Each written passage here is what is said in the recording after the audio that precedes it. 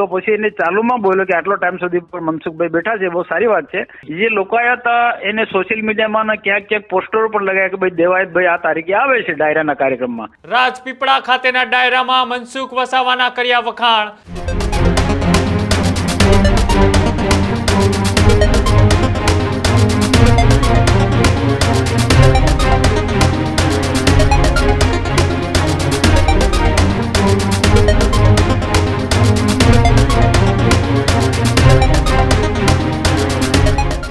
સમાચારોમાં આગળ વાત કરીએ કે ડાયરાના મંચ ઉપરથી ઇતિહાસ અને સંસ્કૃતિની વાતની સાથે સાથે હવે રાજનેતાઓની પણ ચર્ચાઓ શરૂ થઈ છે. દેવાયત ખવાડ કે જે અવારનવાર ચર્ચાઓમાં રહેતા હોય છે, જાહેર મંચ ઉપરથી એમનું નિવેદન એ ચર્ચાઓમાં પણ આવતું હોય છે, ત્યારે ફરી વખત દેવાયત ખવાડે ચાલુ ડાયરામાં સાંસદ મનસુખ વસાવાના વખાણ કર્યા. રાજપીપળા ખાતેના ડાયરામાં મનસુખ વસાવાના કર્યા વખાણ. દેવાયત ખવાડનો વિડીયો વાયરલ થતા મનસુખ વસાવાની પણ પ્રતિક્રિયા આવી. અમારા વિસ્તારમાં પહેલી વખત દેવાયત ખવાડ આવ્યા હતા અને લોક સાહિત્ય અને સરદારની ખૂબ સારી વાત કરી તેવું મનસુખ વસાવાએ કહ્યું.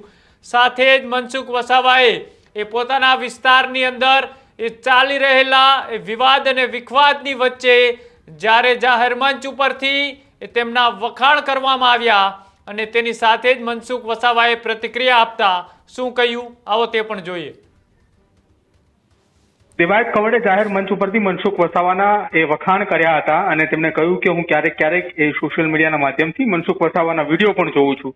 મનસુખભાઈ વસાવા છે ભરૂચના સાંસદ, આપણી સાથે સીધી વાત તેમની સાથે કરીએ. મનસુખભાઈ, દેવાયત ખવાડનો કાર્યક્રમનું આયોજન હતું, એમાં જાહેર મંચ ઉપરથી તમારા વખાણ કર્યા કે મનસુખભાઈ આજે સમય લઈને આવ્યા છે અને મને સાંભળવાના છે.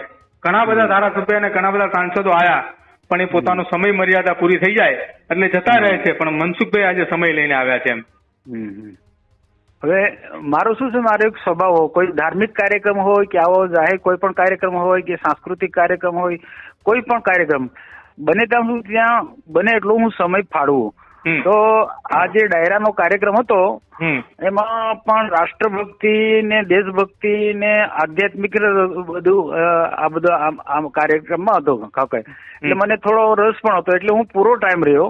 તો પૂરા ટાઈમમાં રહ્યો તો એટલે વચ્ચે એમને લાગ્યું કે મનસુખભાઈ બેઠા છે એટલે થોડો ટાઈમ અડધો કલાક કે કલાક પહેલા જતા રહેશે એમ, પણ એમને લાગ્યું કે મનસુખભાઈ તો લાંબો ટાઈમ સુધી રહ્યા તો પછી એને ચાલુમાં બોલ્યો કે આટલો ટાઈમ સુધી પણ મનસુખભાઈ બેઠા છે, બહુ સારી વાત છે કે ઘણા બધા નેતાઓ શું કરે કાર્યક્રમનું ઉદઘાટન કરી કે સ્વાગત થાય એટલે નીકળી જાય છે.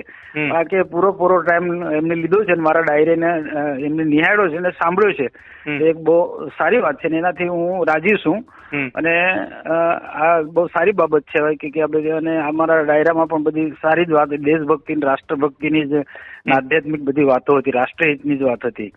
તો એ એંગલથી એમને મારી પ્રશંસા કરી. અને બીજું શું છે, આવું કોઈ પણ આવો કાર્યક્રમ હોય ફક્ત દેવાયત ભાઈ પૂરતો નહીં, બીજા કોઈ પણ તો હું એમાં આવા કાર્યકર્તા હોય, કલાકારો હોય, આવા કોઈ બી કલાકાર, હું હંમેશા કલાકારોનું હું સન્માન કરું છું. અને એ ઉપરાંત અમારા વિસ્તારની અંદર ભજન સત્સંગના પણ કાર્યક્રમો અલગ અલગ રીતના થતા હોય, એમાં કબીર સંપ્રદાયના હોય કે સ્વામિનારાયણ સંપ્રદાય હોય કે આ બાતુજી મહારાજના હોય કે સીતા કે પછી સત કેવલના હોય, આવા બધા લોકોના અલગ અલગ કાર્યક્રમો થતા હોય, ત્યાં પણ હું પૂરેપૂરો લાંબો ટાઈમ રહું. અને કેટલીક વખત મારા બાજુમાં બારમાના ભજન હોય, બારમાનું ભજન હોય તો બારમાનું ભજન પણ મોડું સુધી 1 વાગ્યા સુધી આરતી થતી હોય, તો બધે સમય હોય ત્યાં સુધી કોઈક વખત ઉતાળથી નીકળી જાઉં, પણ લગભગ બને ત્યાં સુધી રાત્રિનો કાર્યક્રમ હોય ભજન સત્સંગ કોઈ ત્યાં હું પૂરેપૂરો હું ટાઈમ ફાળું છું. મારો એક સ્વભાવ છે. અને બીજા લોકોએ પણ એમને કીધું, એમને દેવાયતભાઈને કે મનસુખભાઈ આના પૂરતું નહીં, કોઈ પણ કાર્યક્રમમાં પૂરેપૂરો ટાઈમ ફાળવે છે, એટલે રાજી થયા હતા. અચ્છા મનસુખભાઈ, દેવાયત ખવાડનો એક ડાયલોગ છે કે રાણો રાણાની રીતે, અને એ ડાયલોગ બોલતા બોલતા એવું મનસુખ વસાવાની એ સરખામણી કરી કે નર્મદાની અંદર પણ રાણો રાણાની રીતે જ છે કે કોઈ પણ ઘટના હોય એ મનસુખ વસાવે પોતાનું નિવેદન આપે જ, અને મનસુખ વસાવાએ કંઈ પણ હોય એ રાણાની રીતે એ વાતની સાથે સરખામણી કરી કે કોંગ્રેસ હોય કે એ આમ આદમી પાર્ટીના કોઈ પણ નેતા હોય ખોટું હોય એની સામે મનસુખ વસાવા લલકાર કરે જ છે એમ. હા ના એ બાબતે પણ મને પૂછ્યું કે હું તમને જાણવા માંગુ છું કે મારી તો પહેલી મુલાકાત છે તમારી સાથે, હું પણ જાણવા માંગુ છું. મેં કીધું જો હું એક ભારતીય જનતા પાર્ટીનો સિદ્ધાંતવાદી પાર્ટીનો કાર્યકર્તા છું. મારી પાર્ટી મૂલ્ય આધારિત પાર્ટી છે અને સરકાર પણ પારદર્શક વહીવટનો માને છે.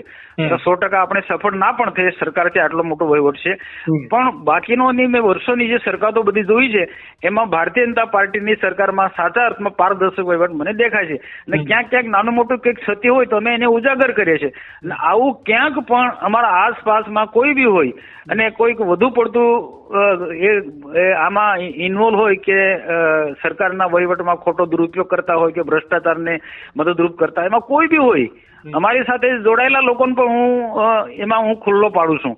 આ રીતના એમની સાથે વાત કરી હતી કે હું જે પણ હોય તે હું બિલકુલ સાચું કહું છું. અને ક્યાંક કેટલીક બાબત મીડિયાના લોકોને ખબર હોય કે આ પ્રકારની ઘટના બની કે આ પ્રકારની ઘટના બની, અને એ જો વાત બધાને જ ખબર હોય, મીડિયાને ખબર હોય, આમ પ્રજાને ખબર, હું જો જુઠ્ઠું બોલું તો મારી જે ઇમેજ છે બગડે. એટલે જે હોય તો હું સાચું કહી દઉં. હા ભાઈ, હા થોડું એ વાતને થોડું ફેરવીને કરીએ, પણ જે વાતને જે મુદ્દો જે છે મુદ્દાનું હું ઢાંકી નથી, એના પર પડદો નથી પાડતો. જે સાચું છે તે કેવું જ પડે. એવી પાર્ટીની અંદર કે મારા સરકારી વહીવટી તંત્રમાં આવી ઘણી બી ઘટના ઘટતી હોય છે જે આખા બધાને જ ખબર હોય, મીડિયા જગતના માણસોને પણ ખબર હોય કે આ પ્રકારનું બને છે. અને હું તેને બચાવ કરું તો મારી ઇમેજ બગડે, લોકોમાં પણ આ ઇમેજ બગડે. હું કોઈ ગુનેગાર હોય ને એનો બચાવ કરું અથવા કોઈ મોટી ઘટના ઘટી હોય ભ્રષ્ટાચારની કે એની, તો તેને હું તેને બચાવ કરું તો લોકોને તો ખબર જ છે, તો એમાં મારી ઇમેજ બગડે. એટલે આ એંગલથી હંમેશા હું જે સાચી વાત હોય એને સમર્થન કરું છું. અને જ્યાં જાહેરમાં બોલવા જેવું હોય કે મીડિયા સમક્ષ બોલવા જેવું હોય ત્યાં તો હું જે સાચી વાત હોય કહું છું. મેં આમને વાત કરી હતી. અચ્છા મનસુખભાઈ, દેવાયત ખવડ એ આમ તો સૌરાષ્ટ્રની અંદર તેમના લોક સાહિત્યકાર, તેમના ડાયરાના કાર્યક્રમો એ બહુ વધારે હોય છે અને સૌરાષ્ટ્રની સંસ્કૃતિ એ લોકોની વચ્ચે ઉજાગર કરતા હોય, ગુજરાતની સંસ્કૃતિ લોકોની વચ્ચે ઉજાગર કરતા હોય છે. નર્મદાની અંદર દેવાયત ખવડનો ડાયરાનો કાર્યક્રમ હતો. કેટલા ઉત્સાહ સાથે નર્મદાના લોકો, રાજપીપળાના લોકો એ ડાયરાની અંદર આવ્યા હતા, કેમ કે કદાચિત એ દેવાયત ખવડનો આ પહેલો એવો પ્રસંગ હશે દક્ષિણ ગુજરાતની અંદર કે જ્યાં એ ખુલીને બોલ્યા એમ. અમારા રાજપીપળા નગરપાલિકાના પૂર્વ પ્રમુખ અને વર્તમાનમાં કારોબારી અધ્યક્ષ કુલદીપસિંહ ગોહિલે એમના ત્યાં નવચંડી યજ્ઞ નો કાર્યક્રમ રાખ્યો હતો. એ નવચંડી યજ્ઞના ભાગરૂપે જ આ ડાયરાનો કાર્યક્રમ એમને એના મિત્ર મંડળે બધાએ રાખ્યો હતો. એમાં દેવાયતભાઈને બોલાયા હતા. અને ખાસ કરીને જે લોકો જે આવ્યા હતા એને સોશિયલ મીડિયામાં ક્યાંક ક્યાંક પોસ્ટરો પણ લગાવ્યા કે ભાઈ દેવાયતભાઈ આ તારીખે આવે છે ડાયરાના કાર્યક્રમમાં. અને એ ખાસ કરીને યુવાનો જે આવ્યા હતા રાજપીપળા શહેર આસપાસના ગામડાના લોકો પણ સ્વયંભૂ આવ્યા કે દેવાયતભાઈને ડાયરામાં એમને સાંભળવા માટે. નામ સોશિયલ મીડિયા દ્વારા એમનું પ્રચલિત નામ હતું, એટલે એ દ્રષ્ટિએ પણ ખૂબ મોટી સંખ્યામાં જે રાજેન્દ્ર હાઈસ્કૂલનો જે પ્રાંગણ છે, મોટું મેદાન છે, તે ભરાઈ ગયું હતું.